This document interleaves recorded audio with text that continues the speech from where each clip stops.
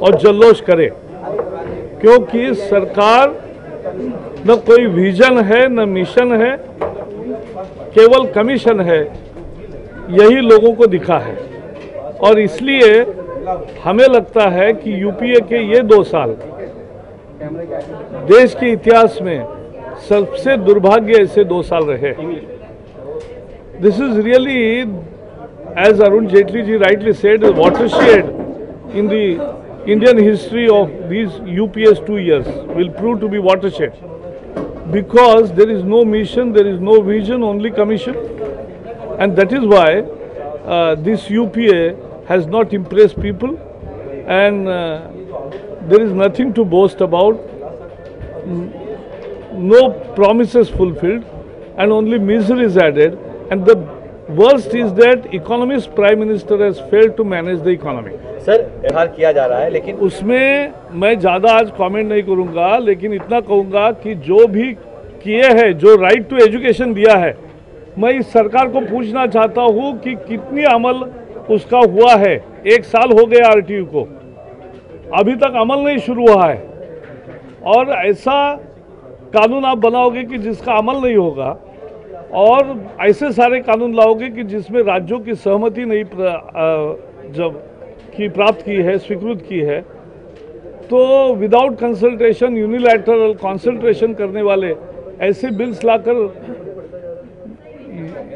उच्च शिक्षा के जगत में परिवर्तन नहीं होंगे। सबको साथ लेकर परिवर्तन हो सकते हैं। परिवर्तन करने की जरूरत है, हम अच्छे कदमों को सपोर्ट करेंगे, लेकिन जो कदम सही नहीं है उसको विरोध भी करेंगे। लेकिन the home minister is always categorical about all negative things. He should really say what action he is going to do. I ask the Home Minister whether he appreciates what the Karnataka governor has done. Is it what Constitution mandates him to do? That when there is a complete majority with the government, still you become the agent of destabilization. एक अस्थिरता के agent बन के अगर राज्यपाल महोदय काम करेंगे, तो मैं तो चिदम्बरम जी से पूछना चाहूँगा कि क्या ये राज्यपाल का रोल है जो संविधान ने जताया था? जब एक बहुमत प्राप्त सरकार है, उसको अस्थिर करने में क्या संविधान है? कहाँ संविधान ये कहता है कि अच्छा बहुमत खासा होकर भी आप उसको परेशान करिए और विधानसभा के अधिवेशन को ही बुलाओ मत? ये इसका कैसे समर्थन करोगे?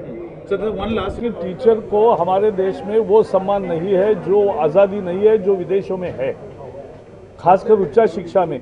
लेकिन मुझे यकीन है कि बहुत सारे कमिटेड नौजवान हैं कि जो पढ़ाने में रुचि रखते हैं, और अब पढ़ाने वालों को अच्छी तनख्वाह और बाकी भी सहूलतें हैं, तो वो आज़ादी भी देंगे, तो निश्चित उनको बेहतर सुविधाएं मिलनी चाहिए।